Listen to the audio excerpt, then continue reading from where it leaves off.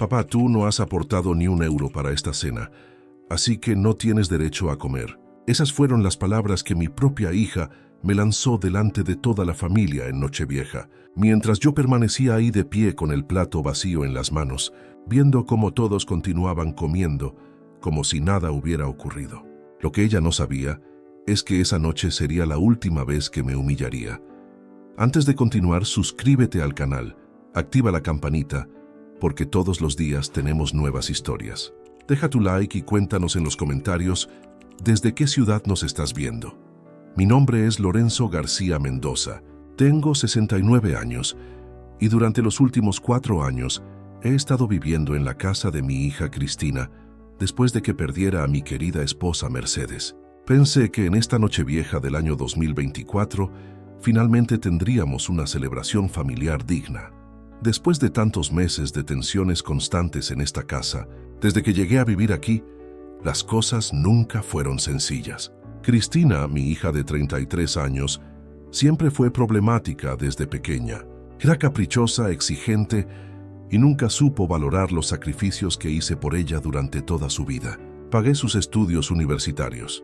La ayudé con la entrada de esta casa donde ahora vivo como un intruso y durante años mantuve a su familia cuando David, su marido, estuvo sin empleo. Pero ese 31 de diciembre yo tenía esperanzas renovadas. Había comprado regalos costosos para mis nietos, Elena y Miguel, de 9 y 6 años respectivamente. Gasté más de 450 € en juguetes, ropa y dulces para ellos. También le compré un hermoso reloj de oro a Cristina que me costó 280 € pensando que tal vez esto ablandaría su corazón y me trataría con el respeto que merezco. Durante todo el día estuve ayudando en la cocina, cortando verduras, organizando la mesa, limpiando los platos sucios. Me sentía útil y esperanzado. Veía a Cristina preparando el cordero, a David abriendo el champán y a mis nietos corriendo por la casa emocionados por la Nochevieja. Por un momento me permití creer que finalmente seríamos una familia unida. Cuando llegó la hora de la cena, todos nos sentamos alrededor de la mesa que yo mismo había adornado con tanto cariño. Las luces navideñas brillaban suavemente. La comida olía deliciosa y mis nietos no paraban de hablar sobre los fuegos artificiales de medianoche. Me sentía el patriarca de la familia, el abuelo orgulloso, rodeado de sus seres queridos. David sirvió el champán y propuso un brindis por la familia. Todos alzamos nuestras copas, incluso los niños con sus vasos de zumo. «Por la familia García Ruiz», dijo él. Y yo sentí una calidez en el pecho que no había experimentado desde la muerte de mi Mercedes. Pensé que finalmente había encontrado mi lugar en esta casa. Después del brindis, comenzamos a servir la comida. Cristina cortaba el cordero. David servía las patatas gratinadas y los niños se emocionaban viendo todos los platos deliciosos. Cuando me levanté para acercarme a la mesa y servirme mi porción, sosteniendo mi plato con una sonrisa genuina, sucedió lo impensable. Cristina me miró con frialdad, puso su mano sobre mi plato, impidiendo que me sirviera, y con una voz cortante que resonó en toda la sala me dijo: «Papá, tú no has aportado ni un euro para esta cena, así que no tienes derecho a comer». El silencio que siguió fue ensordecedor. Mis nietos me miraron confundidos. David siguió comiendo como si nada hubiera pasado, y yo me quedé allí parado, humillado delante de toda mi familia, con el plato vacío temblando en mis manos. El shock de esas palabras me paralizó completamente. Durante unos segundos que parecieron eternos, mi mente no pudo procesar lo que acababa de escuchar. Mi propia hija me estaba prohibiendo comer en la mesa familiar de Nochevieja, la misma mesa que yo había ayudado a preparar durante todo el día. Miré alrededor, esperando que alguien dijera algo, que alguien protestara por esta injusticia. Pero David simplemente siguió masticando su cordero como si fuera la cosa más normal del mundo. Incluso vi una pequeña sonrisa en sus labios, como si estuviera disfrutando de mi humillación. Era evidente que esto había sido planeado entre ellos. «Pero Cristina», murmuré con voz temblorosa, «yo ayudé a preparar todo esto. Estuve en la cocina contigo toda la tarde». «Ayudar no es pagar, papá», respondió ella sin siquiera mirarme. «David compró el cordero. Yo pagué las verduras, el champán, todo.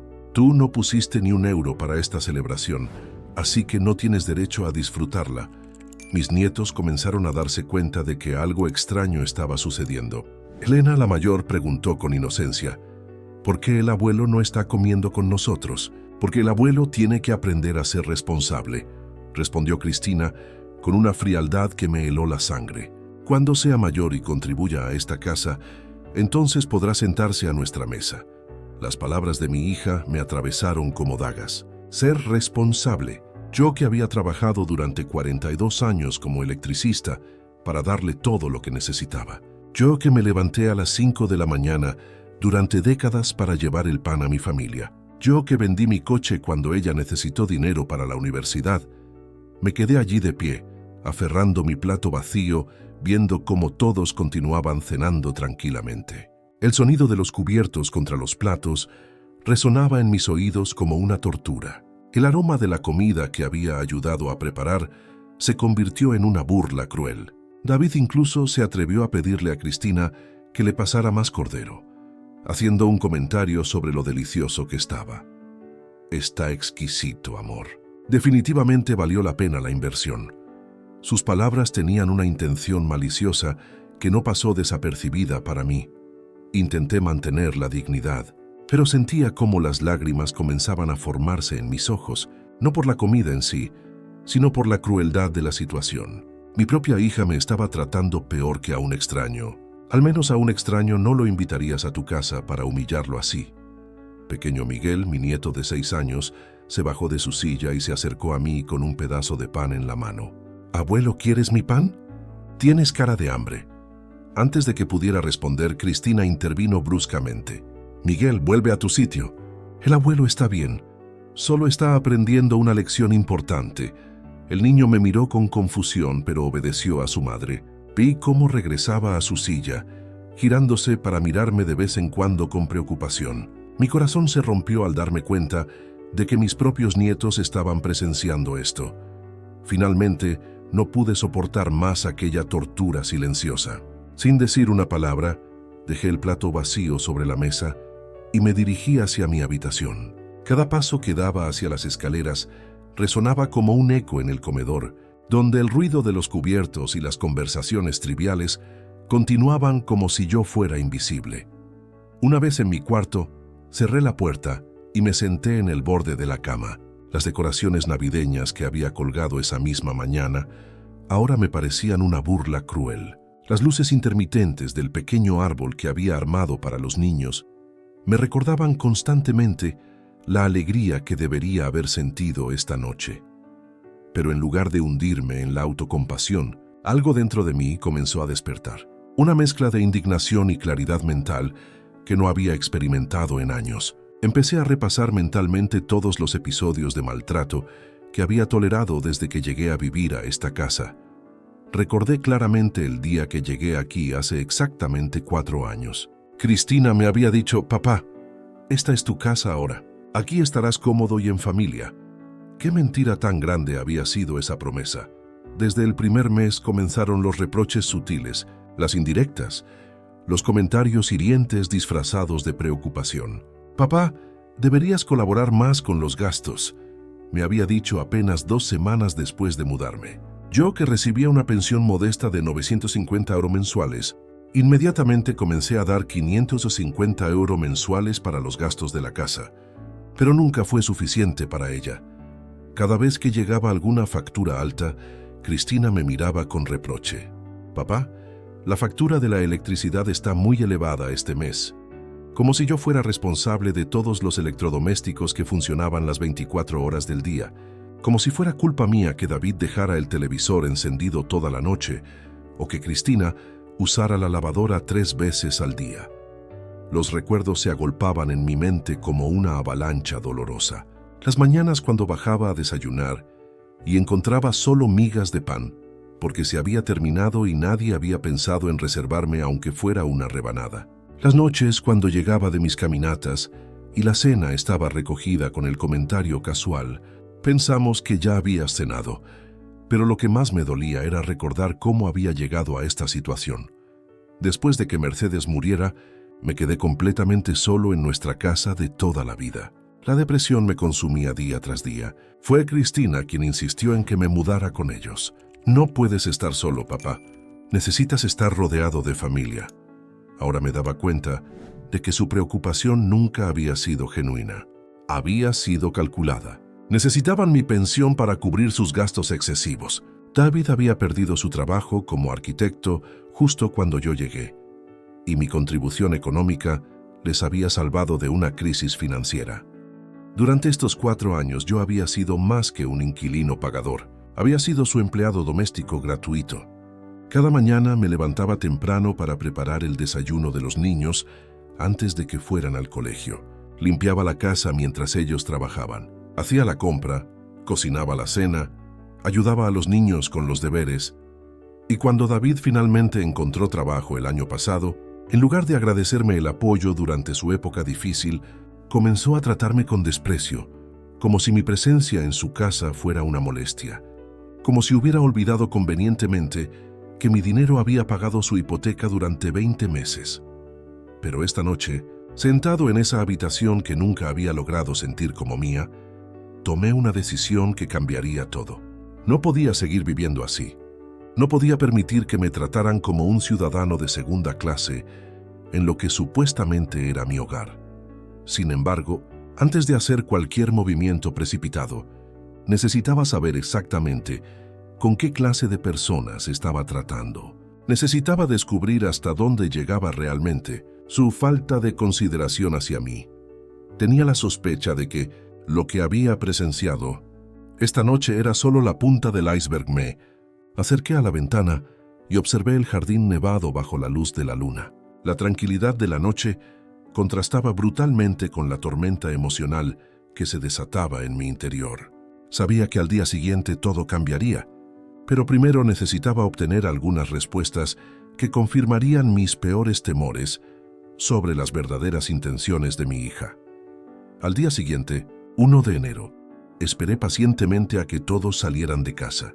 Cristina y David habían planeado llevar a los niños al parque navideño del centro de Barcelona, una tradición que mantenían cada año. Por supuesto, no me invitaron. «Es mejor que descanses, papá», me había dicho Cristina esa mañana con falsa preocupación. «Ayer parecías muy cansado». Una vez que se marcharon, aproveché la oportunidad para hacer algo que nunca había hecho antes: revisar las pertenencias de mi hija. No me sentía orgulloso de hacerlo, pero necesitaba confirmar mis sospechas sobre lo que realmente pensaban de mí en esta casa. Entré a su dormitorio con el corazón acelerado.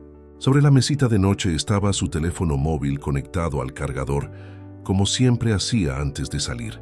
Cristina tenía la costumbre de usar el mismo código de desbloqueo para todo: la fecha de nacimiento de Elena, el día 23 del mes 05 del año 2015. Con manos temblorosas, introduje los números y el dispositivo se desbloqueó inmediatamente. Comencé a revisar sus conversaciones de WhatsApp, buscando algo que me diera pistas sobre sus verdaderas intenciones. Lo que encontré superó mis peores expectativas. Había un grupo de chat llamado Familia DR, donde estaban Cristina, David y aparentemente la hermana de él, Marina Ruiz López. Los mensajes más recientes eran devastadores. Del día 27 de diciembre, David había escrito: «Ya no aguanto más a tu padre en casa. Está todo el día estorbando y encima pretende que lo tratemos como si fuera el dueño». La respuesta de Cristina fue aún peor: «Lo sé, amor, pero necesitamos su pensión hasta que podamos ahorrar lo suficiente. Después lo llevamos a la residencia Montserrat. Allí estará bien cuidado y nosotros recuperaremos nuestra intimidad». Marina había añadido: «Mi amiga trabajó allí. Es barata, como 350 € al mes. Con lo que él os da podríais pagar eso, y os sobrarían 600 para vosotros». Seguí leyendo con horror creciente. David había respondido: «El problema es que si se da cuenta de nuestros planes, podría irse antes y perdemos el dinero. Hay que mantenerlo contento hasta que tengamos todo organizado». Cristina había contestado: «Por eso le sigo aguantando sus manías de viejo, pero mi paciencia tiene límite. Ayer me pidió que le comprara sus galletas especiales para el desayuno, como si fuera su empleada». Mis manos temblaban mientras continuaba leyendo. Había mensajes de octubre, donde discutían los detalles de la residencia. Marina había enviado fotografías del lugar, un edificio gris y deprimente en las afueras de Barcelona, con habitaciones minúsculas y pasillos que olían a desinfectante. «Mira qué perfecta es esta», había escrito Cristina, 3 camas por habitación, así que tendrá compañía y está lo suficientemente lejos como para que no pueda venir a molestarnos cada 2 días. David había añadido: «Lo mejor es que una vez que esté allí, podemos vender sus muebles y la ropa que no necesite. Ese armario antiguo de su dormitorio debe valer algo en el mercado de segunda mano». Pero el mensaje que más me impactó fue uno de Cristina del día 15 de noviembre. «Anoche soñé que papá se moría en esa residencia. No me sentí triste, solo aliviada de que por fin tendríamos la casa para nosotros solos. La crueldad de esas palabras me atravesó como un puñal. Mi propia hija, la niña que había criado con tanto amor, que había cargado en mis hombros cuando aprendía a caminar, que había consolado durante sus pesadillas infantiles, ahora soñaba con mi muerte, como si fuera una liberación. Continué revisando y encontré conversaciones donde planificaban cómo convencerme de ir voluntariamente a la residencia. Habían discutido diferentes estrategias, desde decirme que era temporal mientras reformaban mi habitación, hasta inventar problemas de salud míos que requerían cuidados especializados. El plan es llevarlo a cabo después del Día de Reyes para que no arruine las Navidades de los niños, había escrito Cristina, como si mi presencia fuera algo tóxico que pudiera contaminar las fiestas familiares. David había sugerido: «Podemos decirle que es solo por unos meses hasta que encontremos algo mejor. Los viejos son muy ingenuos, se creerá cualquier cosa». La traición era absoluta. Durante 4 años había vivido engañado, creyendo que estaba con mi familia, cuando en realidad era solo una fuente de ingresos temporal hasta que pudieran deshacerse de mí convenientemente. Fotografié cada conversación con mi propio teléfono, asegurándome de que las fechas y nombres fueran claramente visibles. Sabía que necesitaría estas pruebas para lo que estaba por venir. Luego cerré el dispositivo y lo dejé exactamente como lo había encontrado.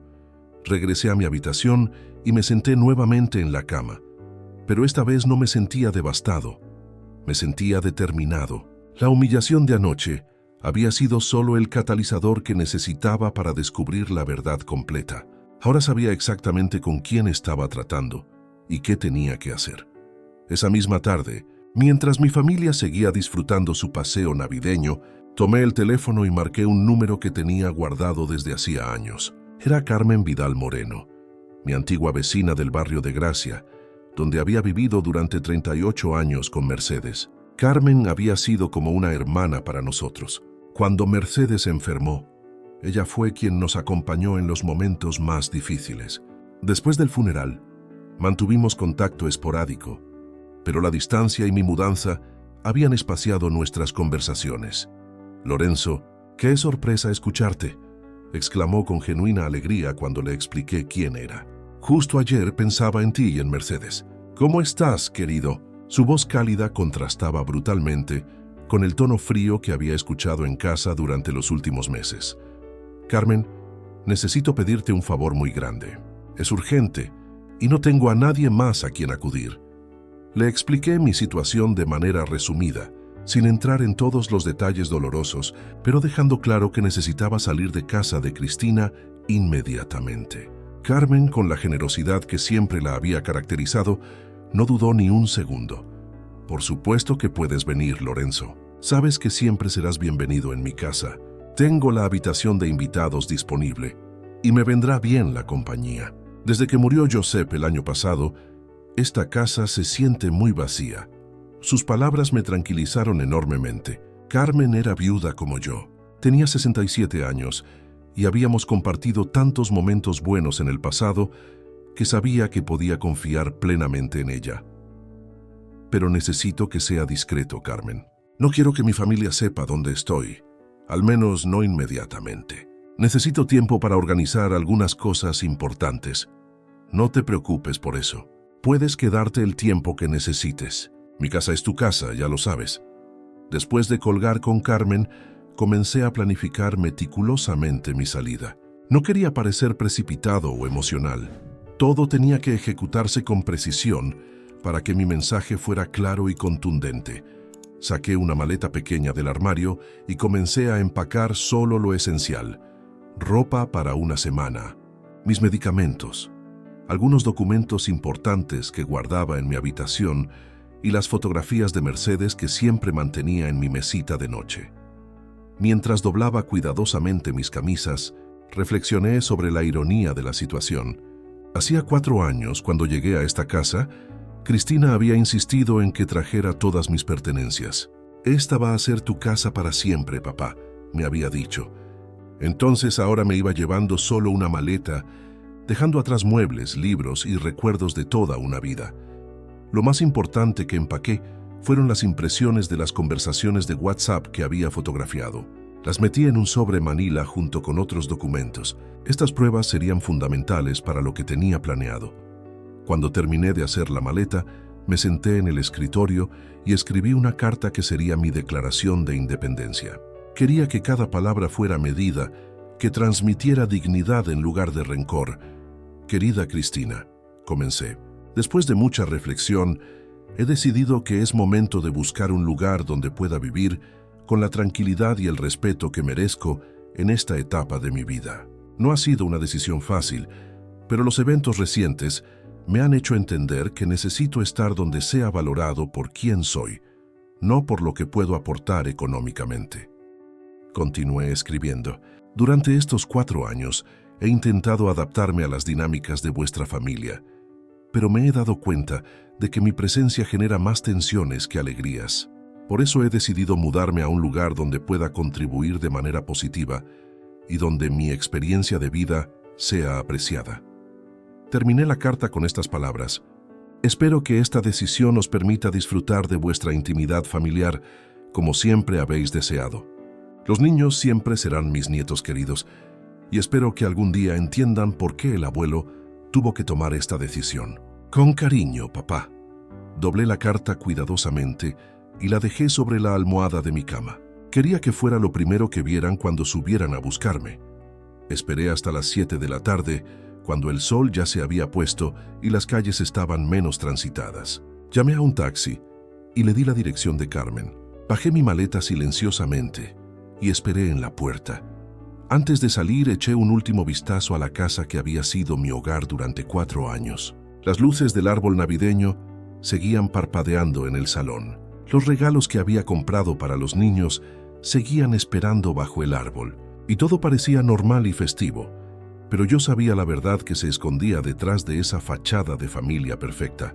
Sabía lo que realmente pensaban de mí y cuáles eran sus planes para mi futuro.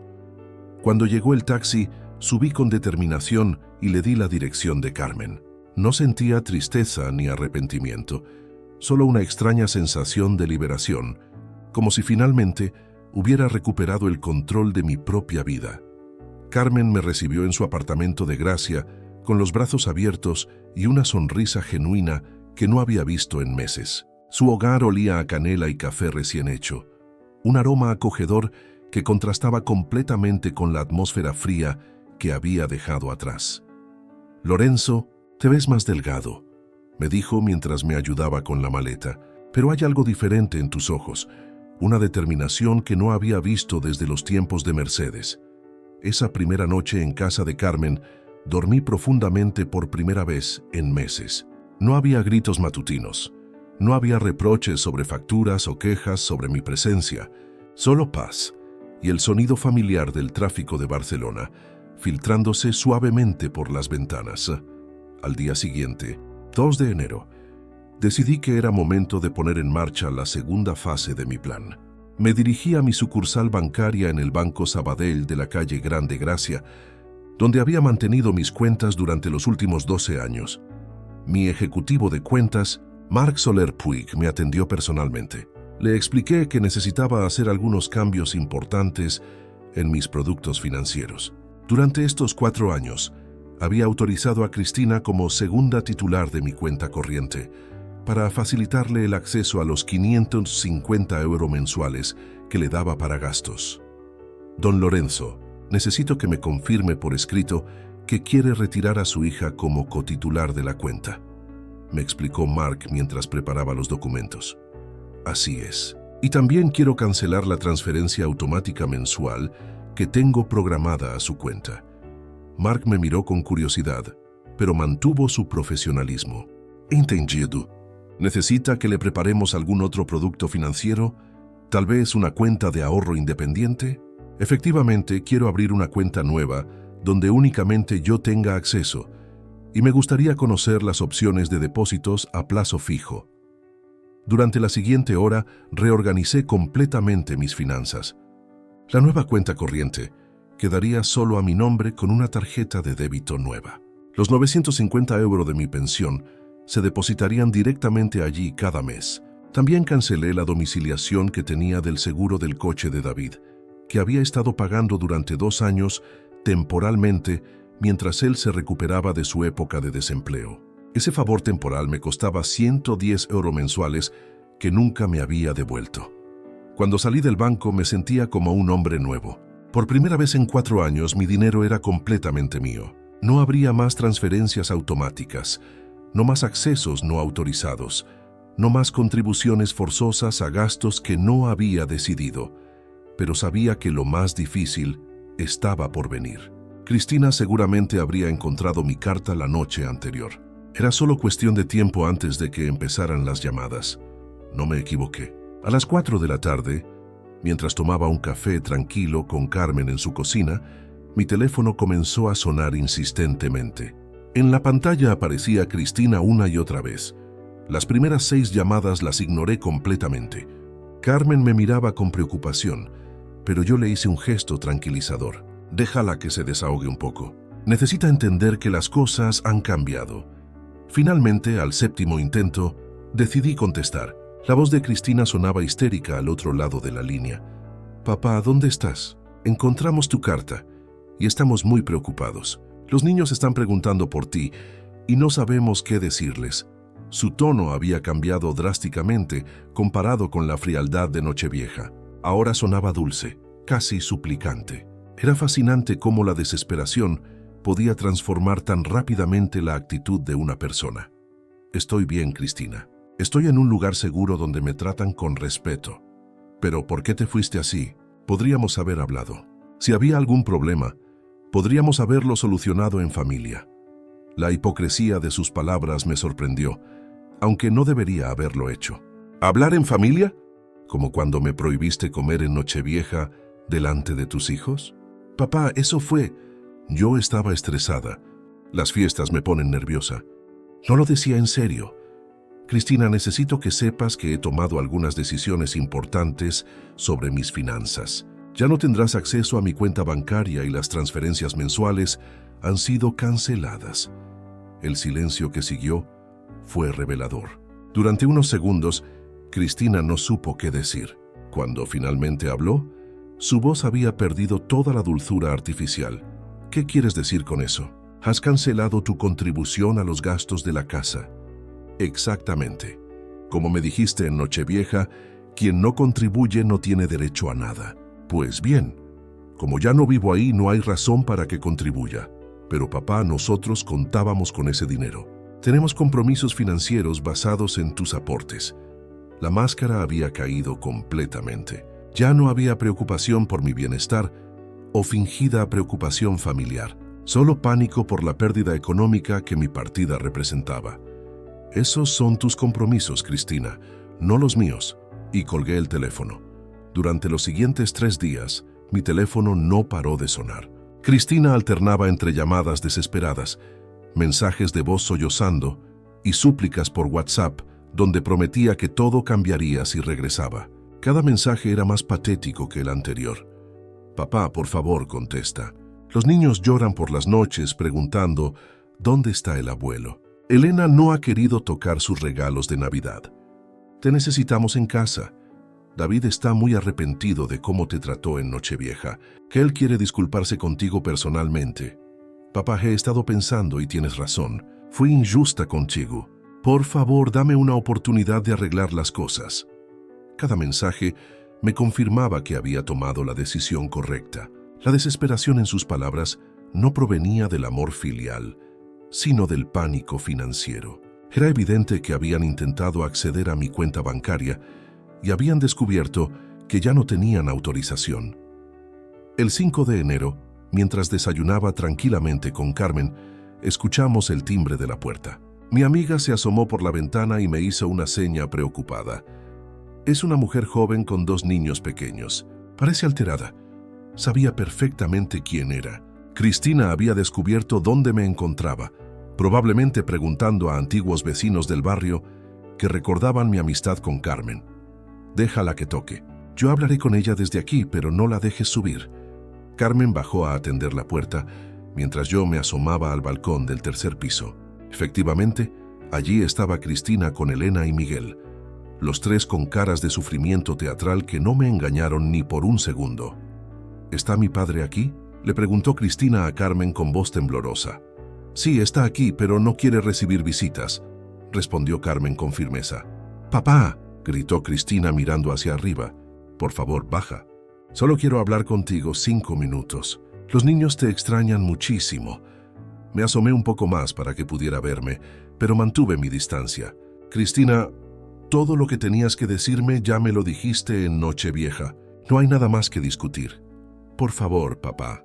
Cometí un error. Estaba estresada y dije cosas horribles. Pero somos familia. Tenemos que poder perdonarnos. Elena, mi nieta mayor, levantó la vista con lágrimas en los ojos. Abuelo, ¿por qué no vienes a casa? Mamá dice que es culpa nuestra que nos portamos mal en Navidad. Esas palabras me partieron el corazón, pero también me llenaron de indignación. Cristina estaba usando a sus propios hijos como chantaje emocional, haciéndolos sentir culpables por una situación que ellos no habían creado. Elena, cariño, tú y Miguel no tienen ninguna culpa de nada. Ustedes son niños maravillosos y el abuelo los quiere muchísimo. Pero a veces los adultos toman decisiones que lastiman a otras personas y esas decisiones tienen consecuencias. Papá, por favor, insistió Cristina. Podemos solucionarlo. David y yo hemos hablado y queremos pedirte perdón oficialmente. ¿Dónde está David ahora?, pregunté con sarcasmo. Está trabajando, pero en cuanto llegue a casa vendrá a buscarte para disculparse. La mentira era tan obvia que casi me dio risa. David no vendría a disculparse jamás. Probablemente ni siquiera sabía que Cristina estaba aquí suplicando.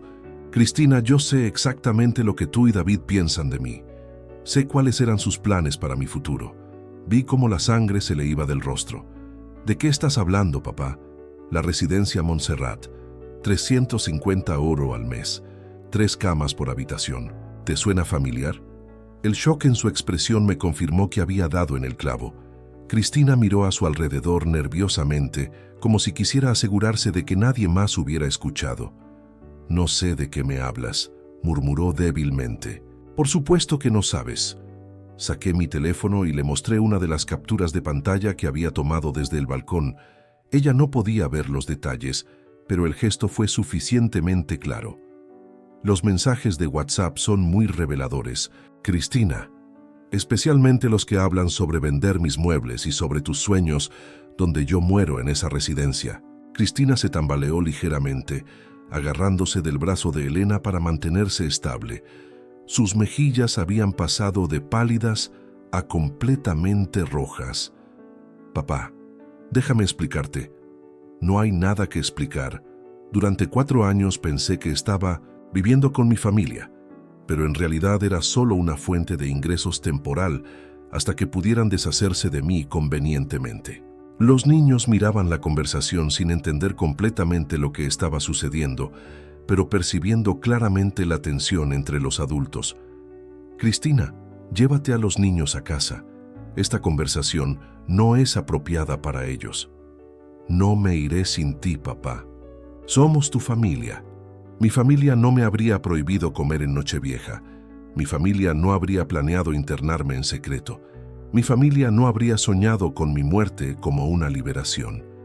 Cada palabra que pronuncié fue como una bofetada para ella. Finalmente, Cristina entendió que yo sabía toda la verdad y que no había marcha atrás. Tomó a los niños de la mano y se alejó de la puerta, pero antes de irse, me gritó con una voz llena de veneno que revelaba su verdadera naturaleza. Eres un viejo egoísta, después de todo lo que hicimos por ti. Esa fue la confirmación final de que había tomado la decisión correcta. Esa misma tarde, alrededor de las 9, cuando Carmen y yo estábamos cenando tranquilamente viendo las noticias, escuchamos unos golpes violentos en la puerta principal del edificio. No era el timbre educado de la mañana, eran puñetazos furiosos que resonaban por toda la escalera. Carmen se levantó alarmada y se asomó a la ventana. Lorenzo, hay un hombre joven abajo que parece muy alterado. Está gritando tu nombre. Sabía perfectamente quién era. David. Finalmente había aparecido, pero no para disculparse como había prometido Cristina, sino para confrontarme. Su verdadera personalidad estaba saliendo a la superficie ahora que se veía amenazado económicamente. «Lorenzo», gritaba desde la calle, «sal aquí inmediatamente. Tenemos que hablar como hombres». Su voz destilaba agresividad pura. Este era el mismo hombre que durante 4 años había fingido respeto hacia mí, mientras planeaba secretamente deshacerse de mí. Ahora, sin la máscara de cortesía, mostraba su verdadero carácter. Me asomé al balcón manteniendo una distancia prudente. David estaba en la acera, completamente descompuesto, con el pelo revuelto y gesticulando violentamente. «Baja aquí, cobarde», me gritó cuando me vio. «Tienes que resolver este desastre que has creado». «David, si quieres hablar, hazlo desde ahí. Puedo escucharte perfectamente. No voy a discutir mis asuntos privados gritando en la calle. Baja aquí o subo yo. No vas a subir a ninguna parte. Esta no es tu casa y no eres bienvenido aquí». Su rostro se contrajo de furia. «Escúchame bien, viejo. Tu hija y yo tenemos compromisos financieros que dependen de tu aporte. La hipoteca, los gastos de los niños. Todo está calculado, incluyendo tu pensión. Esos son vuestros compromisos, no los míos. Nunca firmé ningún contrato que me obligara a mantener vuestra familia. Pero vivías en nuestra casa, comías nuestra comida, usabas nuestra electricidad y nuestro agua. Vivía allí porque vosotros me invitasteis y pagaba 550 € mensuales por ello, más los gastos extra que constantemente me pedíais». David empezó a caminar de un lado a otro como un animal enjaulado. 550 € no cubrían ni la mitad de lo que gastabas. La comida, los medicamentos, la calefacción extra porque siempre tenías frío. Entonces debisteis decírmelo desde el principio. Podríamos haber negociado una cantidad justa o buscar otra solución. La solución era que te portaras como un padre responsable. Los padres ayudan a sus hijos, no los abandonan cuando más los necesitan. La hipocresía de sus palabras me indignó profundamente. Padre responsable, como cuando planeabais internarme en la residencia Montserrat sin consultármelo. Vi cómo se quedó congelado en el sitio. Cristina obviamente le había contado que yo sabía sobre sus planes, pero escucharlo de mi boca directamente lo descolocó completamente. Eso era solo una idea, una posibilidad para el futuro lejano. No era nada definitivo. Según los mensajes que leí, ya habíais visitado el lugar y calculado los costes. 350 € mensuales para deshaceros de mí y quedaros con 600 de mi pensión. Esos mensajes eran privados. No tenías derecho a revisarlos. Estaban en el teléfono de mi hija, en la casa donde yo vivía. Pero tienes razón, no debería haberlos leído. Debería haber confiado en que mi familia me trataría con honestidad. David se acercó más al portal del edificio y pude ver que sus manos temblaban de rabia. «Mira, Lorenzo, vamos a resolver esto de una vez. O vuelves a casa y mantienes tus obligaciones familiares, o voy a subir ahí y te bajo yo mismo». «David, estás amenazándome en la calle delante de testigos. ¿Realmente quieres añadir una denuncia por amenazas a tus problemas actuales?»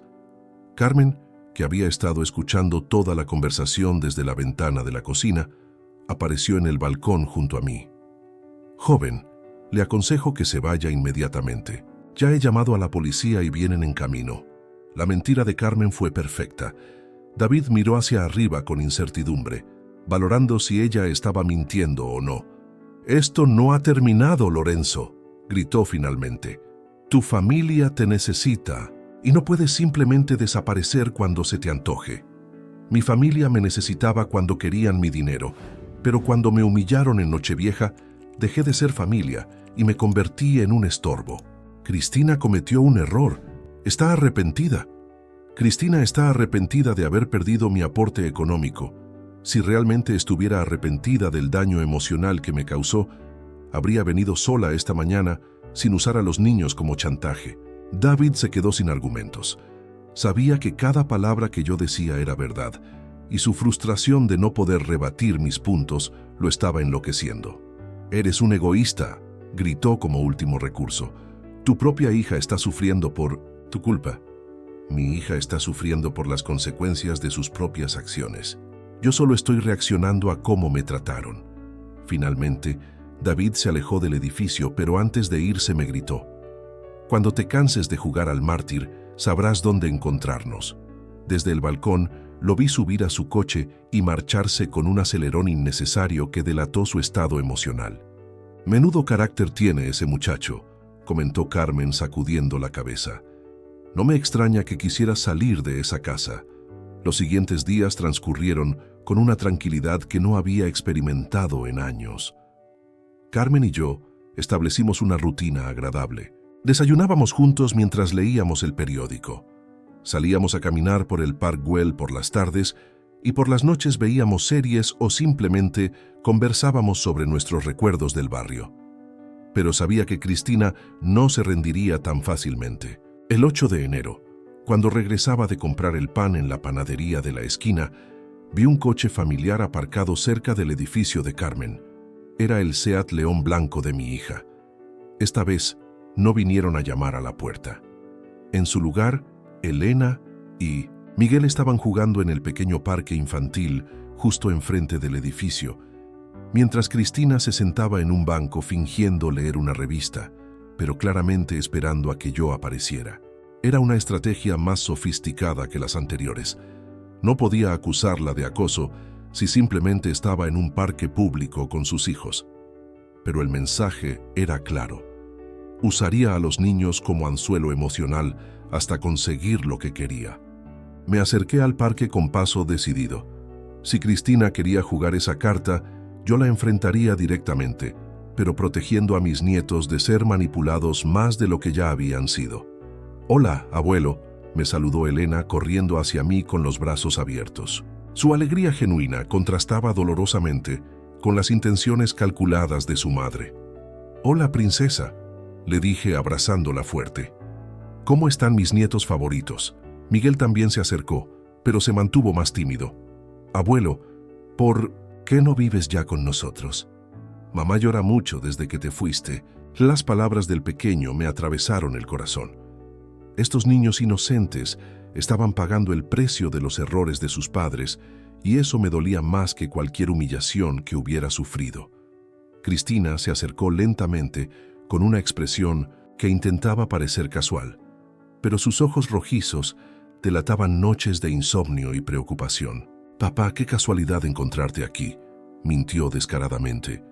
«Los niños querían jugar un rato antes de volver a casa». «Cristina, ambos sabemos que esto no es una casualidad.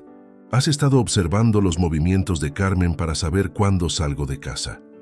Se sonrojó ligeramente al verse descubierta, pero mantuvo su compostura. «Solo quería que los niños pudieran ver a su abuelo. Desde Navidad no han parado de preguntar por ti». Me senté en el banco junto a mis nietos, manteniéndome a cierta distancia de Cristina. Quería hablar con los pequeños sin que su madre pudiera interferir demasiado en la conversación. «Elena, Miguel, quiero que sepáis algo muy importante. Lo que está pasando entre mamá, papá y yo son problemas de adultos.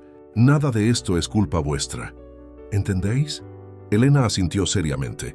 «Mamá nos dijo que te fuiste porque estabas enfadado con nosotros por portarnos mal en Navidad». La manipulación de Cristina me indignó, pero mantuve la calma por el bien de los niños. «Eso no es verdad en absoluto, cariño. Vosotros sois niños maravillosos y nunca haríais nada que me enfadara tanto como para irme de casa. Entonces, ¿por qué te fuiste?», preguntó Miguel con los ojos llenos de confusión.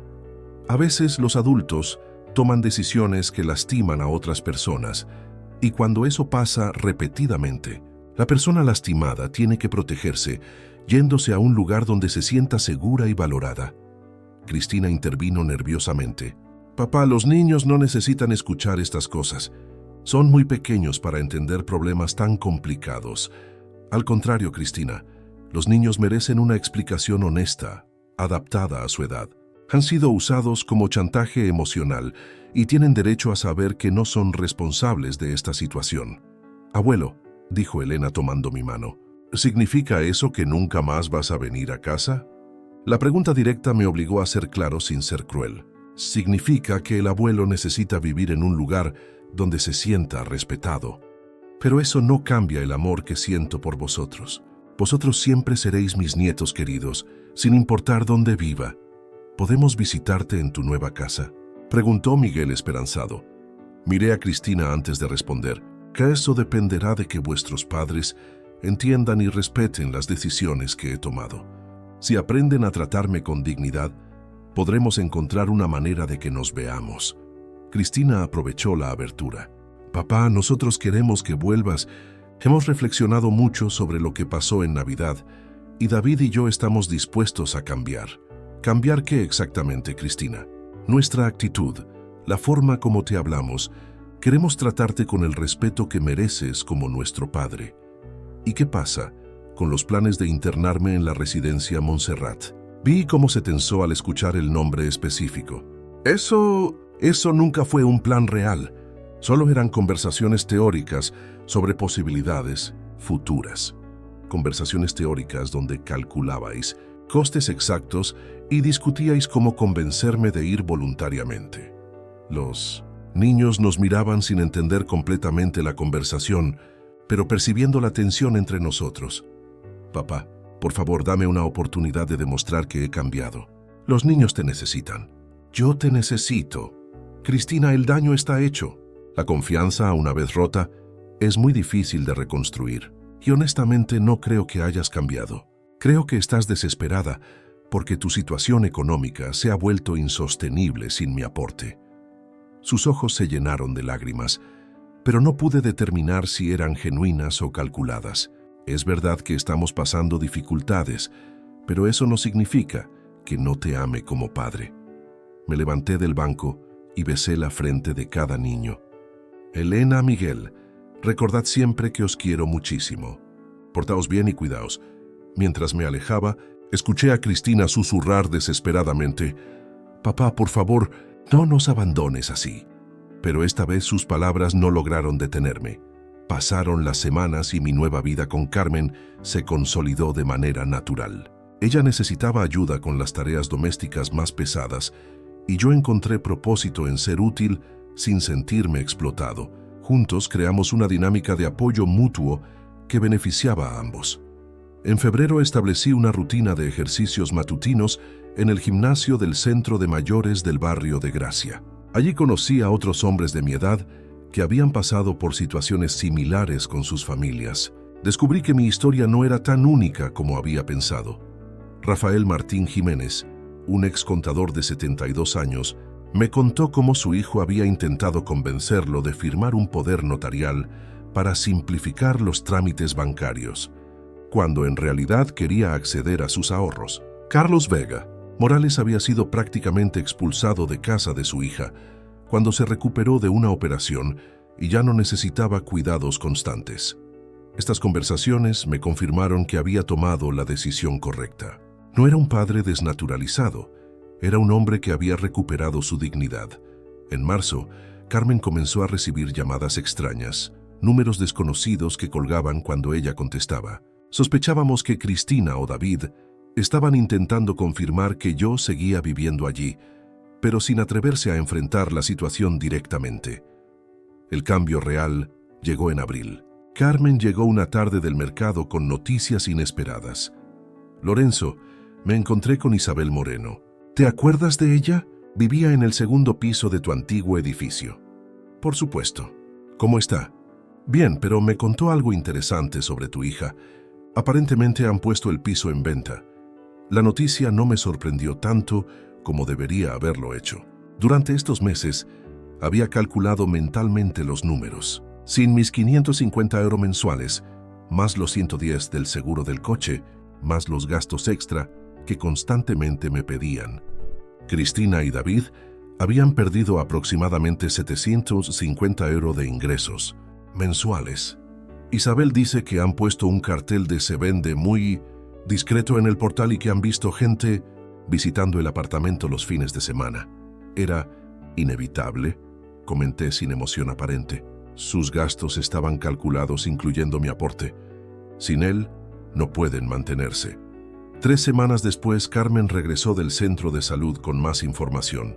El farmacéutico me comentó que tu hija ya no viene a recoger las medicinas de los niños aquí.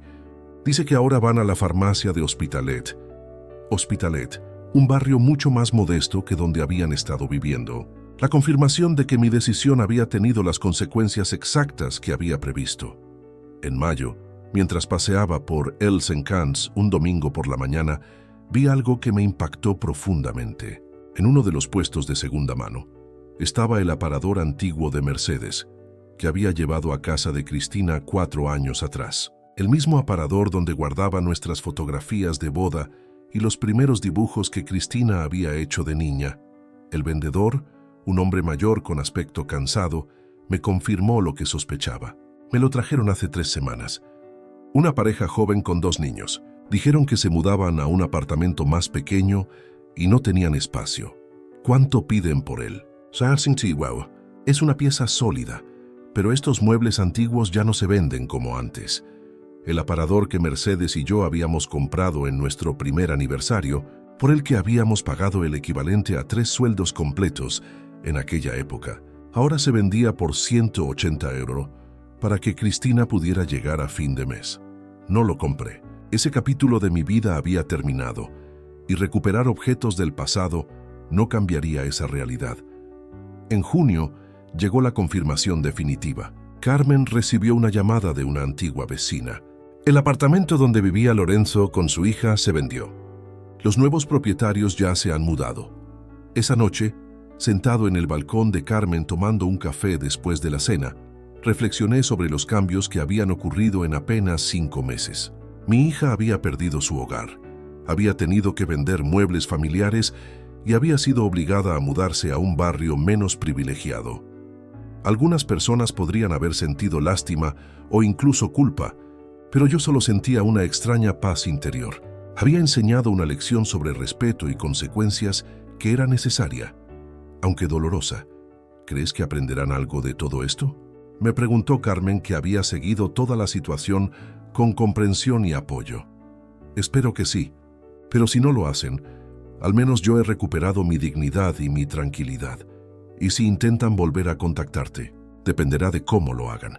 Si vienen con humildad genuina y respeto real, podré considerar una relación limitada. Pero si vienen con las mismas actitudes de antes, sabrán dónde está la puerta. La brisa nocturna de junio era agradable y por primera vez en años me sentía completamente en paz conmigo mismo. Han pasado ya 8 meses desde aquella noche vieja que cambió mi vida para siempre. Mientras escribo estas líneas en el pequeño estudio que Carmen acondicionó para mí en su apartamento, puedo afirmar sin dudas que tomé la decisión correcta.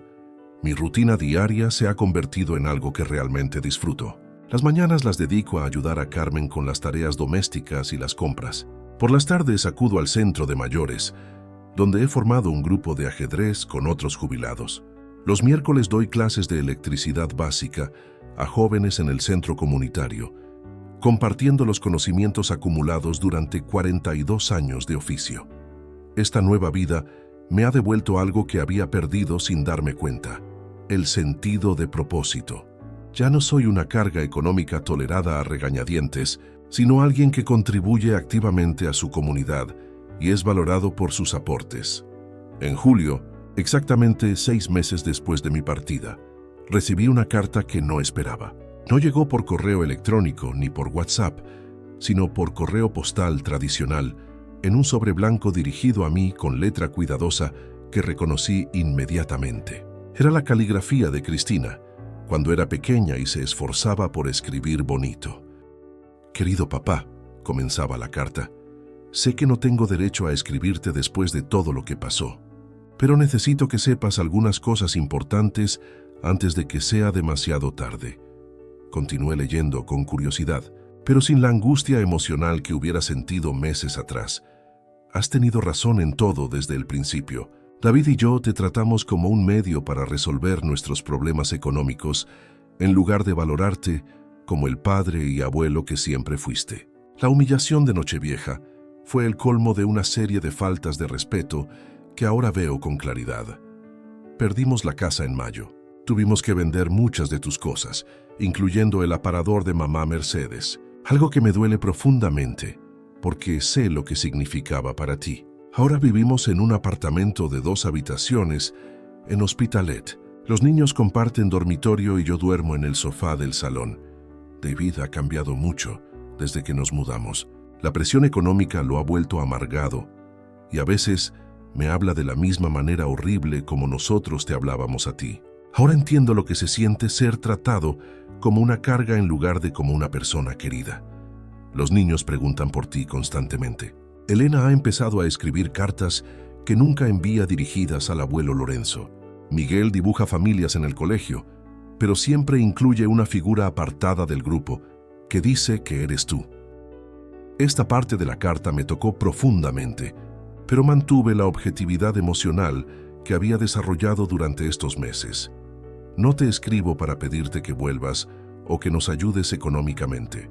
Sé que no tengo derecho a pedir nada después de cómo te tratamos. Te escribo porque quiero que sepas que he aprendido la lección más dura de mi vida. Que la familia no se define por la sangre o las obligaciones, sino por el respeto mutuo y el amor genuino. Si algún día decides que quieres conocer a la nueva Cristina, la que ha aprendido el valor de la humildad y la gratitud, estaré esperando. Pero si prefieres continuar tu vida sin nosotros, lo entenderé completamente y respetaré tu decisión. Gracias por enseñarme, aunque haya sido de la manera más dolorosa posible, lo que significa realmente ser una buena hija. Te quiero, papá. Cristina. Doblé la carta cuidadosamente y la guardé en el cajón de mi escritorio. No sentí el impulso inmediato de responder, ni tampoco el deseo de ignorarla completamente. Era una carta que requería tiempo de reflexión. Esa noche, durante la cena, le comenté a Carmen sobre la carta. ¿Qué piensas hacer?, me preguntó con la sabiduría práctica que siempre la había caracterizado. Por ahora nada. Si realmente ha aprendido algo de esta experiencia, puede esperar. La paciencia también forma parte de valorar a las personas. Y si no vuelve a escribir, entonces significará que su arrepentimiento no era tan profundo como decía en la carta. En agosto, mientras paseaba por el parque de la Ciutadella, un domingo por la mañana, me encontré con alguien que no esperaba ver. Marina Ruiz López, la hermana de David, la misma que había participado en las conversaciones sobre la residencia Montserrat. Al principio intentó evitarme, pero cuando nuestras miradas se cruzaron se acercó con expresión avergonzada. Lorenzo, me saludó con voz tímida. No esperaba encontrarte aquí. Marina, respondí manteniendo un tono neutral. ¿Cómo estás? Bien, bueno, en realidad no tanto. Se revolvió nerviosamente con el asa de su bolso. Quería pedirte disculpas por las cosas que dije en los mensajes. David me contó que los habías leído. ¿Disculparte por qué exactamente? ¿Por decir lo que realmente pensabas o por haber sido descubierta? Su rostro se enrojeció. Por todo. Por tratar tu situación como si fueras un problema a resolver. No tenía derecho a opinar sobre tu vida. No lo tenías. Pero al menos fuiste honesta sobre tus verdaderas intenciones. Eso es más de lo que puedo decir de mi hija y tu hermano durante años. Lorenzo, ellos están pasando muy mal económicamente. David ha tenido que aceptar trabajos de medio tiempo porque no encontraba nada fijo. Cristina está trabajando de cajera en un supermercado y supongo que esperan que me sienta culpable por eso. No es eso. Es solo que... Bueno, creo que realmente han aprendido algo. David ya no habla mal de ti. De hecho, a veces dice que fuiste el único que le enseñó lo que significa trabajar duro. Marina, aprecio que hayas venido a disculparte, pero las lecciones aprendidas por necesidad rara vez son duraderas. Si David y Cristina realmente han cambiado, el tiempo lo demostrará. ¿Significa eso que existe alguna posibilidad de reconciliación? Significa que no cierro puertas, pero tampoco las abro fácilmente. Si quieren una relación conmigo, tendrán que demostrar con hechos, no con palabras, que han comprendido el valor del respeto. Marina asintió tristemente. Los niños te extrañan mucho. Elena pregunta constantemente cuándo vas a volver. Los niños son inocentes en todo esto. Son las únicas víctimas reales de la situación. Pero usar su dolor como chantaje emocional no funcionará conmigo. Entiendo. Solo quería que supieras que no todo el mundo pensaba igual. Yo también fui egoísta, pero me he dado cuenta de lo equivocada que estaba. Después de despedirnos, continué mi paseo reflexionando sobre el encuentro. Era interesante cómo las personas comenzaban a cambiar su perspectiva cuando las consecuencias de sus acciones se volvían evidentes. En septiembre recibí la segunda carta de Cristina. Esta vez era más breve, pero incluía algo especial: dibujos de Elena y Miguel. Los niños habían hecho retratos del abuelo con mensajes como «Te echo de menos» y «¿Cuándo vienes a vernos?». Pero lo que más me llamó la atención fue una nota de Elena escrita con su puño y letra. «Abuelo Lorenzo, mamá me dijo que escribiera lo que sintiera. Yo siento que te fuiste, porque papá y mamá fueron malos contigo. Es verdad. Yo solo quiero que seas feliz, pero también quiero abrazarte otra vez». La honestidad brutal de una niña de 9 años me conmovió más que todas las súplicas de los adultos. Esta segunda carta confirmó que el arrepentimiento de Cristina no había sido un impulso momentáneo nacido de la desesperación, sino una reflexión sostenida en el tiempo. En octubre, Carmen regresó del mercado con más noticias sobre mi familia. Me encontré con la señora Pérez, la que vivía al lado de tu antigua casa. Me contó que vio a Cristina hace unos días. Dice que se ve muy delgada y que llevaba ropa que parecía de segunda mano. ¿Y cómo estaban los niños? Según ella, bien cuidados, pero se notaba que habían perdido peso. Elena le preguntó si había visto al abuelo Lorenzo por el barrio. La información me preocupó, no por Cristina y David, sino por mis nietos. Ellos no tenían culpa de las decisiones de sus padres y no merecían sufrir las consecuencias. Esa noche tomé una decisión que había estado postergando durante meses. Me senté ante el escritorio y escribí mi primera respuesta directa a Cristina. «Querida Cristina», comencé, «he recibido tus cartas y he tenido tiempo de reflexionar sobre todo lo ocurrido. Agradezco tu honestidad al reconocer los errores cometidos, aunque llegue tarde. No voy a fingir que el daño no fue real o que puede borrarse fácilmente.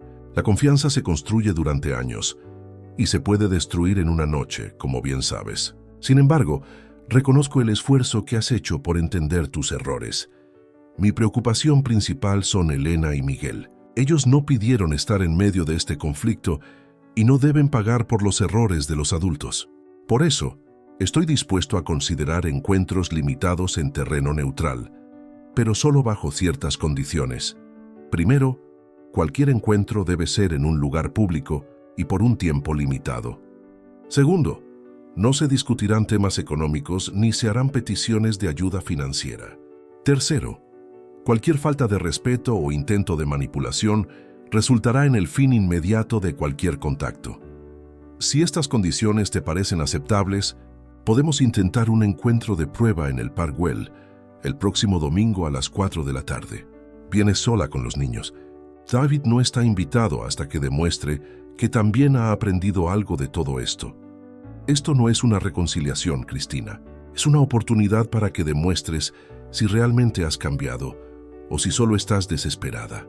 La diferencia se verá en tus acciones, no en tus palabras.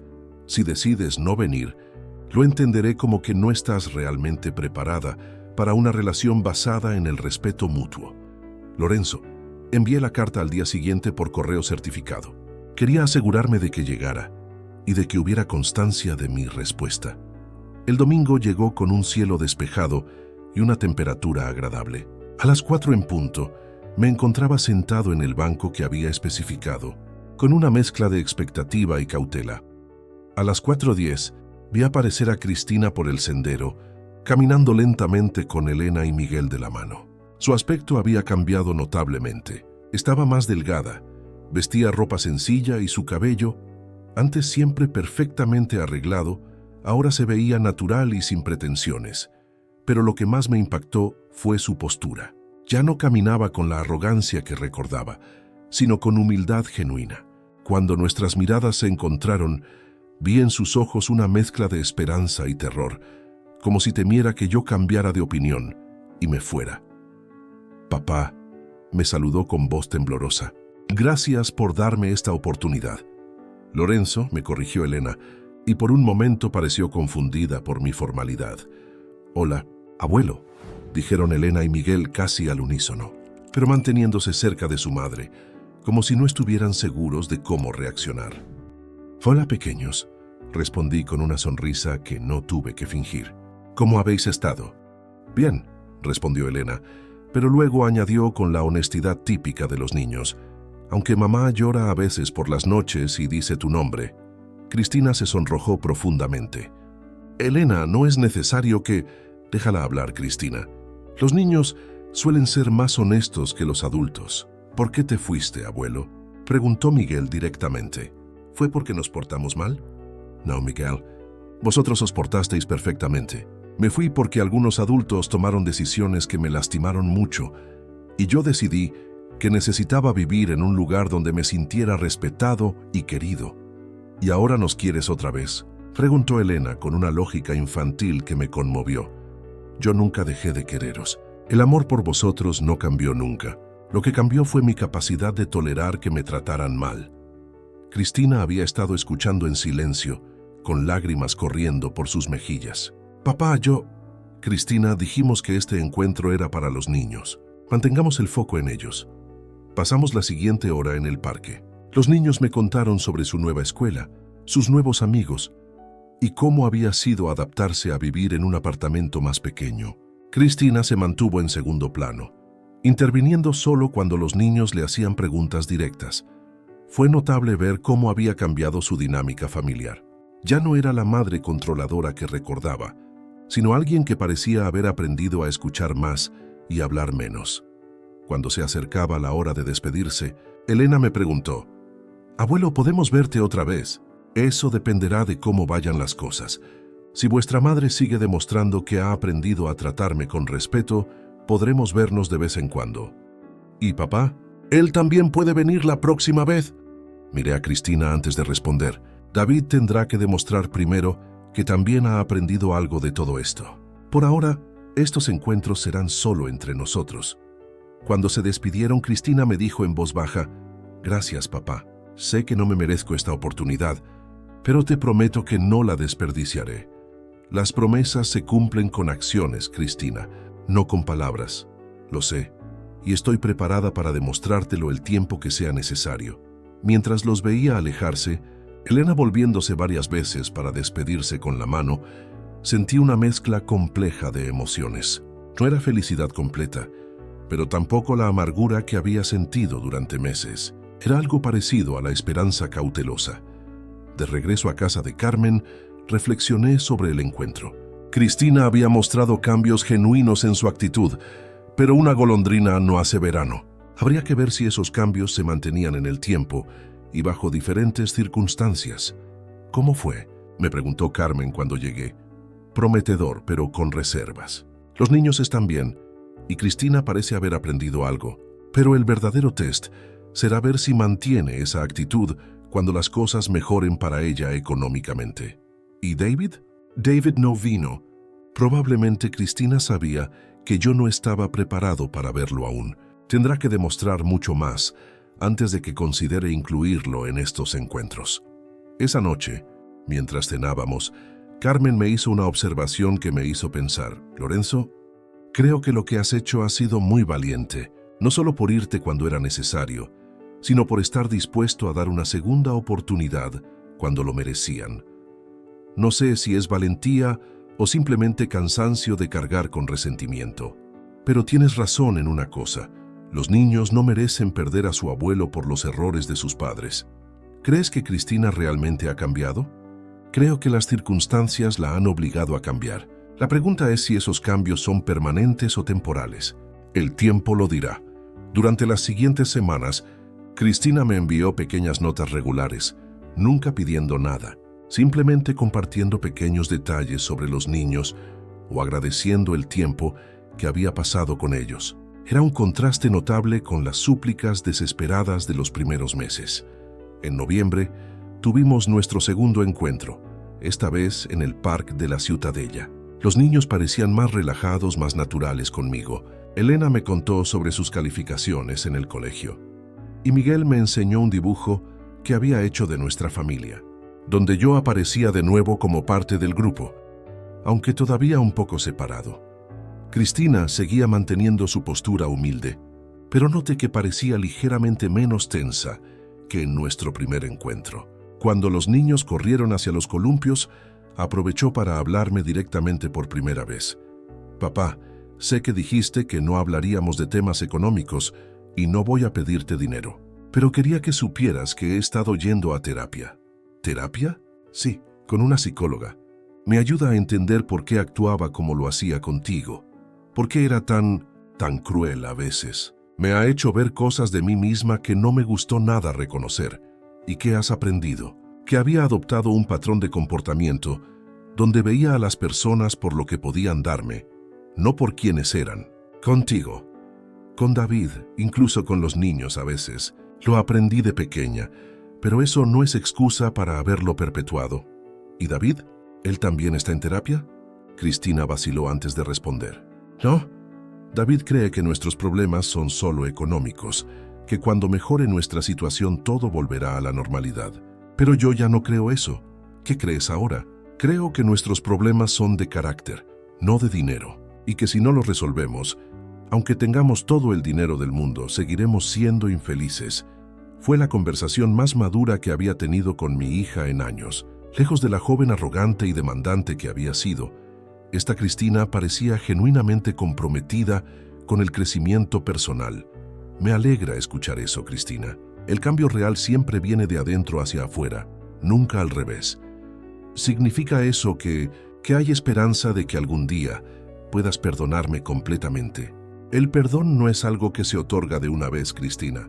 Es un proceso que requiere tiempo, consistencia y pruebas de que el cambio es real. Pero sí, creo que estás en el camino correcto. Sus ojos se llenaron de lágrimas, pero esta vez no apartó la mirada avergonzada como solía hacer. Gracias, papá. Te prometo que seguiré trabajando en mí misma, sin importar cuánto tiempo tome. Cuando terminó noviembre, me di cuenta de que algo había cambiado en mí también. La rabia que había sentido durante meses se había transformado en algo más parecido a la tristeza por el tiempo perdido, pero también en esperanza por el futuro posible. Carmen notó el cambio. Pareces más ligero últimamente. Los encuentros con Cristina te están haciendo bien. Creo que me está haciendo bien ver que es posible cambiar, que las personas pueden aprender y crecer. No significa que confíe completamente en ella aún, pero al menos ya no siento que todo fue en vano. ¿Y qué pasa con David? David es otra historia. Según Cristina, él sigue creyendo que sus problemas son externos, no internos. Hasta que no asuma su responsabilidad en lo que pasó, no habrá reconciliación posible. ¿Y si nunca cambia? Entonces, Cristina tendrá que decidir si quiere seguir casada con alguien que no ha aprendido las lecciones que la vida le ha enseñado. Pero esa es su decisión, no la mía. Diciembre llegó con la promesa de unas fiestas navideñas muy diferentes a las del año anterior. Esta vez yo tenía planes con Carmen. Cenar juntos, intercambiar algunos regalos pequeños y disfrutar de la tranquilidad de una celebración sin drama familiar. Pero 3 días antes de Nochevieja, recibí una llamada inesperada. Era Cristina, pero su voz sonaba diferente, más urgente. Papá, sé que no debería llamarte, pero necesito contarte algo importante. David y yo nos estamos separando. La noticia no me sorprendió tanto como pensé que lo haría. ¿Qué ha pasado? Ha perdido otro trabajo, el tercero en 6 meses. Pero esta vez, en lugar de buscar otro, decidió que la culpa de todo la tenías tú por habernos abandonado. Ayer me gritó que si yo no fuera una hija tan mala, tú estarías aquí ayudándonos económicamente. ¿Y qué dijiste tú? Le dije que estaba equivocado, que la culpa era nuestra por haberte tratado mal. Se puso furioso y me dijo que tenía que elegir entre él y tú. Así que elegí. Cristina, Papá, no te estoy contando esto para que sientas lástima por mí o para que me ayudes económicamente. Te lo cuento porque quiero que sepas que he entendido completamente la lección que me enseñaste. Las personas que realmente nos aman no nos obligan a elegir entre ellos y nuestros principios. ¿Cómo están los niños? Confundidos pero aliviados. David había empezado a tratarlos mal también, especialmente cuando hablaban de ti. Elena me dijo ayer que se sentía más segura, sabiendo que papá no iba a gritar más. ¿Necesitas ayuda práctica? No económica, pero tal vez Carmen y yo podamos cuidar a los niños algunas tardes mientras buscas trabajo. Hubo un silencio al otro lado de la línea y luego escuché sollozos. Papá, ¿de verdad estarías dispuesto a ayudarme después de todo lo que hice? Cristina, nunca se trató de castigarte permanentemente. Se trató de enseñarte que las acciones tienen consecuencias. Ahora que has aprendido esa lección, podemos empezar a construir una relación nueva, basada en el respeto mutuo. No sé cómo agradecerte. No me agradezcas con palabras. Agradéceme siendo la madre que tus hijos merecen y la hija que Mercedes hubiera querido que fueras. Esa Nochevieja fue muy diferente a la anterior. Carmen había invitado a Cristina y los niños a cenar con nosotros. Fue una celebración modesta, sin lujos, pero llena de algo que había faltado el año anterior: respeto mutuo y amor genuino. Cristina ayudó en la cocina sin que nadie se lo pidiera.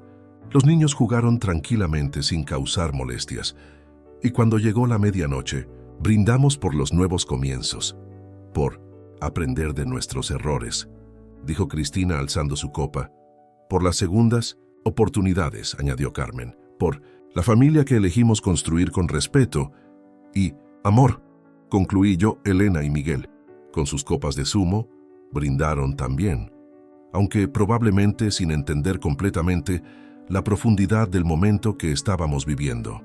Esa noche, mientras ayudaba a Cristina a poner a los niños en el sofá-cama que Carmen había preparado para ellos, mi hija me dijo algo que me llegó al corazón. Papá, sé que tardé mucho en entenderlo, pero ahora sé que el mejor regalo que me diste no fue el dinero que aportabas cada mes, sino el ejemplo de dignidad que me mostraste al irte cuando era necesario. ¿Y cuál fue el mejor regalo que me diste tú? La oportunidad de demostrar que podía cambiar, que podía ser mejor de lo que era. Mientras me preparaba para dormir esa noche, reflexioné sobre el año que había pasado.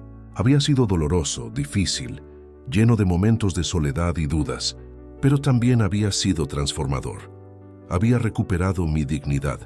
Había encontrado un hogar donde era valorado, que había aprendido que nunca es demasiado tarde para enseñar lecciones importantes, incluso a nuestros propios hijos, pero sobre todo, había aprendido que el amor verdadero a veces requiere tomar decisiones difíciles, decisiones que en el momento parecen crueles, pero que a largo plazo demuestran ser actos de profundo cuidado.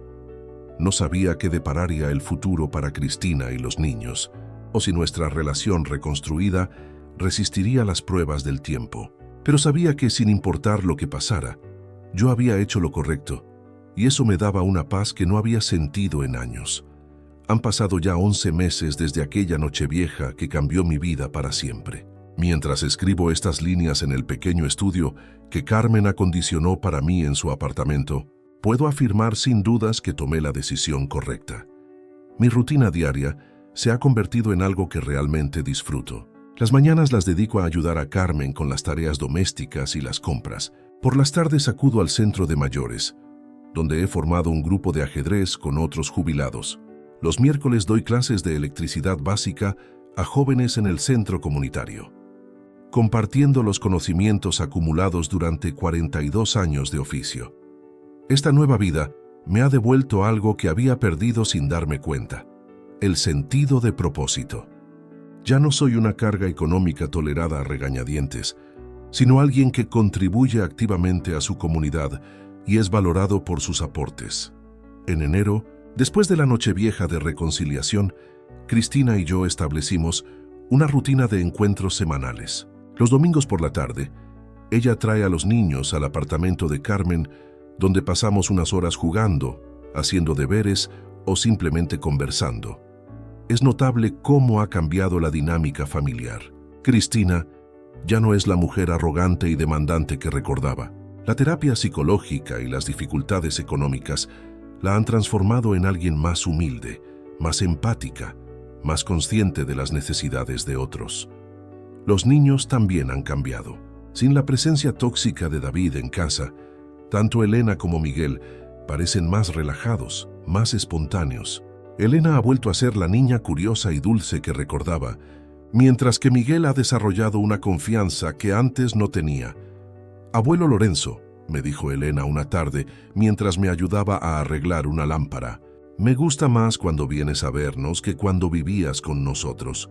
«¿Por qué dices eso, princesa?» «Porque antes siempre había gritos y caras tristes.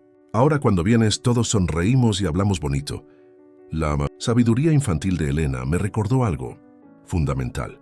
No siempre es mejor estar físicamente presente si esa presencia está marcada por el conflicto y la falta de respeto.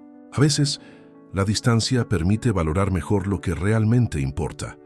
En febrero, Cristina consiguió un trabajo de tiempo completo como administrativa en una pequeña empresa de seguros. No era un trabajo glamuroso ni bien pagado, pero le daba estabilidad económica y, más importante, autoestima. «Papá», me contó durante uno de nuestros encuentros dominicales, «por primera vez en años me siento orgullosa de mí misma, no por lo que tengo o por lo que otros me dan, sino por lo que estoy logrando con mi propio esfuerzo». «¿Y cómo te sientes al respecto?» «Liberada. Cuando dependía económicamente de ti, siempre me sentía en deuda pero también resentida. Ahora que me mantengo sola, puedo relacionarme contigo desde un lugar de amor genuino, no de necesidad». Era exactamente lo que había esperado que aprendiera. La independencia económica no solo la había liberado a ella, sino que había liberado nuestra relación de las dinámicas tóxicas de dependencia y manipulación. En marzo, recibimos noticias de David. Había encontrado trabajo en Valencia y se había mudado allí, dejando atrás cualquier pretensión de reconciliación familiar. Según Cristina, había intentado contactarla para pedirle que se mudara con él, prometiendo que todo volvería a ser como antes. «¿Y qué le dijiste?», le pregunté. «Que yo ya no quería que las cosas fueran como antes, que había aprendido que como antes significaba irrespeto, manipulación y toxicidad, que prefería construir algo nuevo basado en valores diferentes». ¿Se lo tomó bien? No. Me gritó que me había lavado el cerebro, que me había vuelto contra él, pero ya no me afectan esos gritos. He aprendido a reconocer la manipulación cuando la veo. El divorcio se finalizó en abril sin grandes complicaciones. David renunció a la custodia de los niños a cambio de no pagar manutención, una decisión que reveló sus verdaderas prioridades. Para Cristina fue doloroso pero también liberador. Los niños merecen un padre que los valore por quienes son, no uno que los vea como una carga económica, me dijo. Si David no puede ser ese padre, es mejor que no esté presente en sus vidas. Durante estos meses, también noté cambios en mí mismo. La rabia y el resentimiento que había sentido durante tanto tiempo se habían transformado en algo más parecido a la compasión. No compasión por Cristina como víctima, sino compasión por la persona que había sido. Alguien perdido, inseguro, que había aprendido patrones tóxicos de relacionamiento y había tardado años en reconocerlo. En mayo, por primera vez desde mi partida, Cristina me pidió un favor, pero no era económico. «Papá, el mes que viene es la graduación de Elena de primaria. Ella quiere que estés ahí. ¿Vendrías?» «Por supuesto. Me encantaría estar presente. Hay algo más. Elena quiere que seas tú quien la acompañe a recoger su diploma. Dice que quiere que su abuelo esté orgulloso de ella». Esas palabras me llenaron de una emoción que no había sentido en años. No era solo el orgullo por los logros de Elena, sino la profunda satisfacción de saber que había recuperado mi lugar como figura importante en la vida de mis nietos.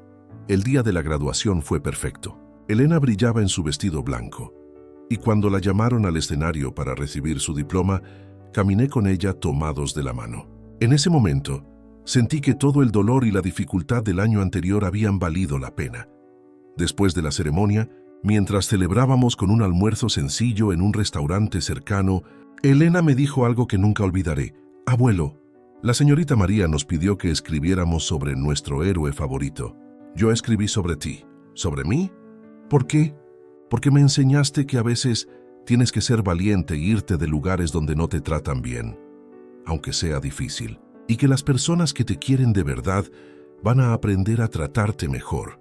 La profundidad de la comprensión de Elena me sorprendió. A sus 10 años, había entendido lecciones que a muchos adultos les toma décadas aprender. En junio, Carmen y yo tuvimos una conversación importante sobre el futuro. Llevaba casi un año viviendo en su casa, y aunque nuestra convivencia había sido armoniosa, yo sabía que necesitaba tomar decisiones sobre mi situación de vivienda a largo plazo. Lorenzo me dijo durante una de nuestras cenas habituales: quiero que sepas que eres bienvenido a quedarte aquí el tiempo que necesites, pero también quiero que sepas que si decides buscar tu propio lugar, lo entenderé completamente. La verdad, Carmen, he estado pensando exactamente en eso. No porque no me sienta cómodo aquí, sino porque creo que es importante para mí y para mi relación con Cristina que tenga mi propio espacio. ¿Has pensado en qué tipo de lugar te gustaría? Algo pequeño, cerca de aquí para que puedas seguir viéndote regularmente y también estar cerca de Cristina y los niños. No necesito mucho espacio, pero sí necesito que sea mío, ¿entiendes? Carmen sonrió con comprensión. Entiendo perfectamente. Después de lo que has pasado, necesitas un lugar que sea tuyo sin condiciones, sin compromisos que no hayas elegido libremente. En julio, encontré el apartamento perfecto. Un pequeño piso de una habitación en el barrio de Gracia, a solo 3 manzanas de casa de Carmen y a 20 minutos en metro de donde vivía Cristina. Era modesto pero luminoso, con un balcón pequeño donde podía tomar café por las mañanas.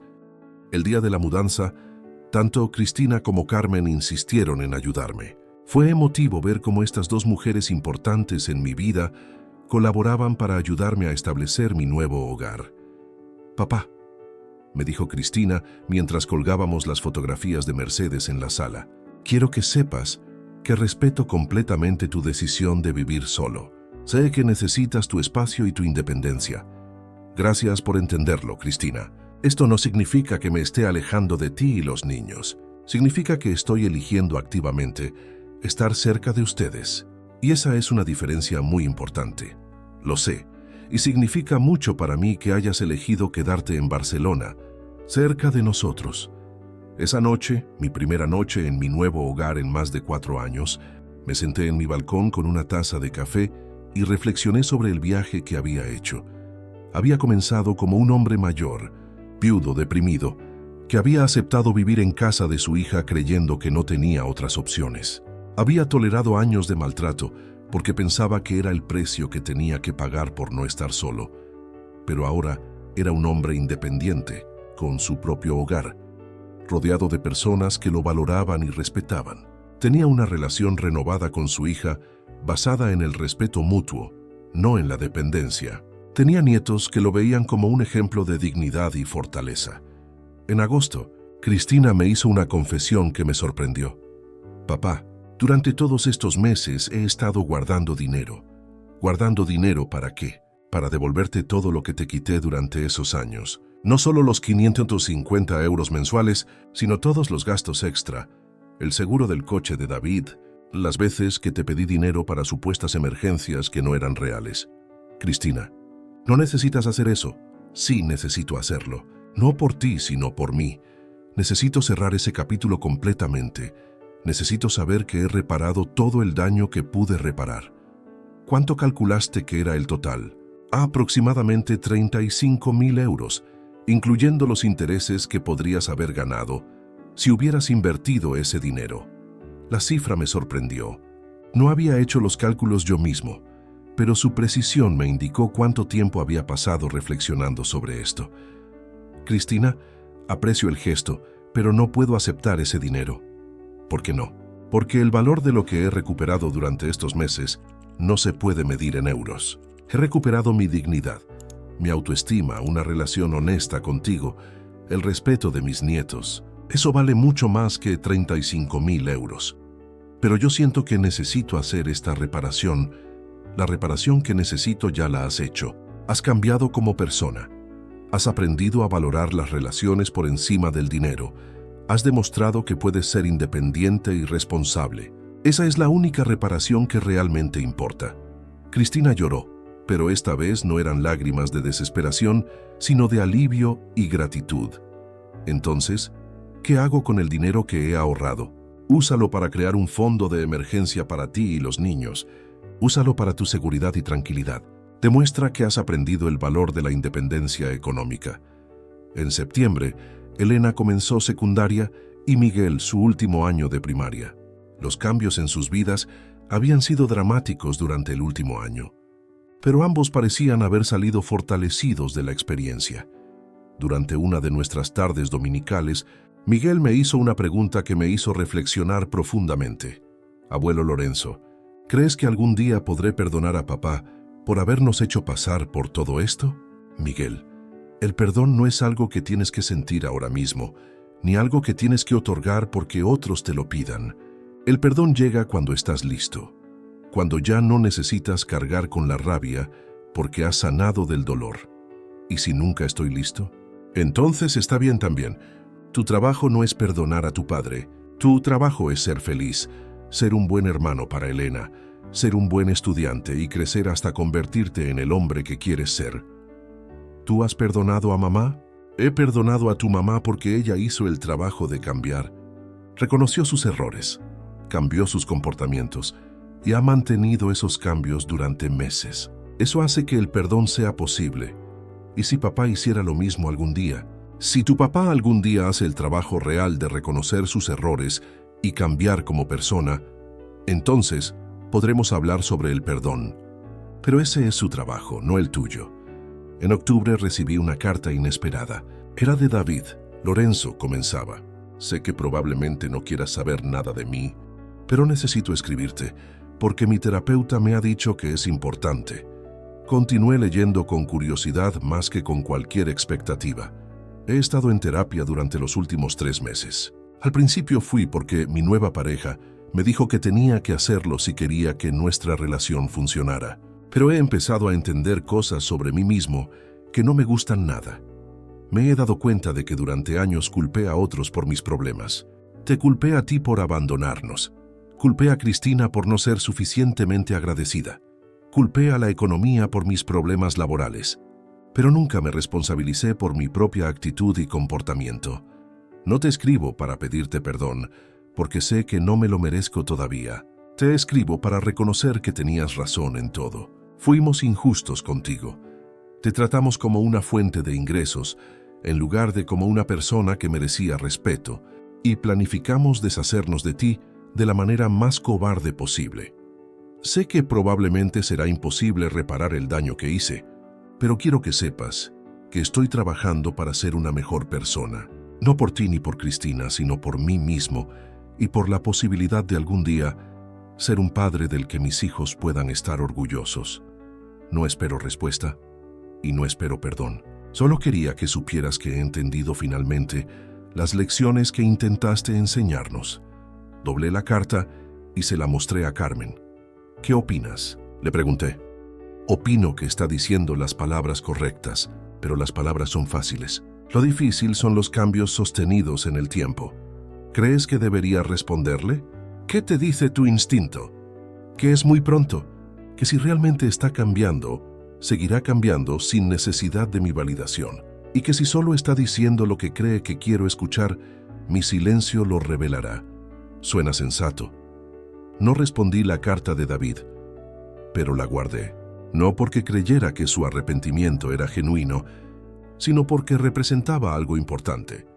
Incluso las personas que parecen incapaces de cambio pueden, bajo las circunstancias correctas, comenzar a cuestionarse a sí mismas. En noviembre, casi un año después de nuestra primera reconciliación, Cristina y yo tuvimos una conversación que marcó un momento definitivo en nuestra relación reconstruida. Papá, me dijo durante una de nuestras cenas dominicales, hay algo que he querido decirte durante meses, pero no sabía cómo. Dime, quiero pedirte perdón, no solo por lo que pasó en Nochevieja, sino por años de tomarte por sentado, de verte como una obligación en lugar de como un regalo, de no valorar los sacrificios que hiciste por mí toda mi vida. Cristina, ya hemos hablado de esto. No, déjame terminar. Durante todos estos meses, he estado trabajando con mi terapeuta para entender por qué era tan cruel contigo. Ya es que he entendido que tenía miedo. ¿Miedo de qué? Miedo de envejecer y ser una carga para mis hijos, como yo pensaba que tú eras una carga para mí. Miedo de ser vulnerable y dependiente.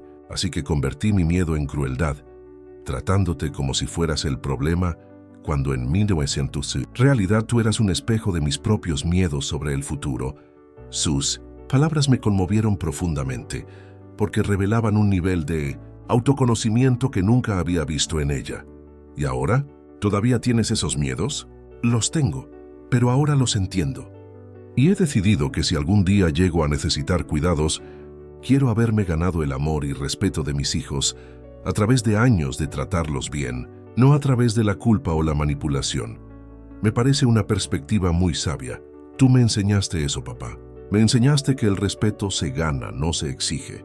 Me enseñaste que la dignidad es más importante que la comodidad. Y me enseñaste que nunca es demasiado tarde para cambiar si realmente quieres hacerlo. Esa noche, mientras regresaba a mi apartamento después de la cena, me sentí completamente en paz. No solo había recuperado una relación con mi hija, había recuperado a una hija que valía la pena tener. Diciembre llegó con la promesa de unas segundas fiestas navideñas en mi nueva vida. Esta vez los planes eran diferentes. Cristina, los niños y yo pasaríamos Nochevieja en mi apartamento, cocinando juntos y celebrando no solo el nuevo año, sino el año de crecimiento y sanación que todos habíamos experimentado. La noche del 31 de diciembre, mientras preparábamos la cena en mi pequeña cocina, Elena me hizo una observación que me llenó de orgullo. Abuelo, este año ha sido el mejor año de mi vida. ¿Por qué dices eso, princesa? Porque fue el año en que aprendí que las familias pueden ser felices cuando todos se tratan con cariño. Y porque fue el año en que mi abuelo me enseñó que ser valiente significa hacer lo correcto, aunque sea difícil. Mientras cenábamos esa noche, reflexioné sobre la ironía de la situación. Exactamente un año atrás, había estado de pie con un plato vacío en las manos, humillado y sin esperanza. Ahora estaba en mi propia casa, rodeado de familia que me valoraba genuinamente, celebrando no solo la llegada de un nuevo año, sino la transformación completa de nuestras relaciones. Cuando llegó la medianoche, brindamos con champán, zumo para los niños, por el futuro. Por los nuevos comienzos, dijo Cristina. Por las lecciones aprendidas, añadí yo. Por el abuelo más valiente del mundo, dijeron Elena y Miguel juntos. Después de que los niños se durmieron en el sofá, cama que había comprado especialmente para sus visitas, Cristina y yo nos quedamos despiertos conversando en el balcón. Papá, me dijo, sé que nunca podré devolverte los años que perdimos por mi culpa, pero quiero que sepas que los años que vienen van a ser diferentes. Van a ser años donde te valore no por lo que puedas darme, sino por quién eres. Cristina, el pasado es pasado. Lo que importa es lo que construyamos de aquí en adelante. ¿Crees que Mercedes estaría orgullosa de la mujer en que me he convertido? La pregunta me sorprendió, pero la respuesta llegó inmediatamente a mi corazón. Creo que Mercedes estaría orgullosa de la mujer que has tenido el valor de convertirte, no de quien eras antes, sino de quien eres ahora, y de quien sigues eligiendo ser cada día. Esa noche, después de que Cristina se fuera con los niños, me quedé despierto un rato más en mi balcón, mirando las luces de Barcelona y reflexionando sobre el año que había pasado. Había aprendido que nunca es demasiado tarde para exigir respeto, incluso de nuestra propia familia. Había aprendido que el amor verdadero a veces requiere establecer límites firmes. Había aprendido que las personas pueden cambiar, pero solo cuando enfrentan las consecuencias reales de sus acciones. Pero sobre todo, había aprendido que la dignidad personal no es algo que otros pueden quitarte. Es algo que solo tú puedes entregar y, por lo tanto, algo que siempre puedes recuperar si tienes el valor de luchar por ello. No sé qué traerá el futuro. No sé si David realmente cambiará o si sus palabras eran solo manipulación. No sé si la transformación de Cristina será permanente o si enfrentará pruebas que la harán retroceder. No sé cómo serán mis años como abuelo independiente, viviendo mi propia vida mientras mantengo conexiones fuertes con mis nietos. Lo que sí sé es que he recuperado algo invaluable: la capacidad de elegir cómo quiero ser tratado y la fortaleza para mantener esas decisiones sin importar las consecuencias.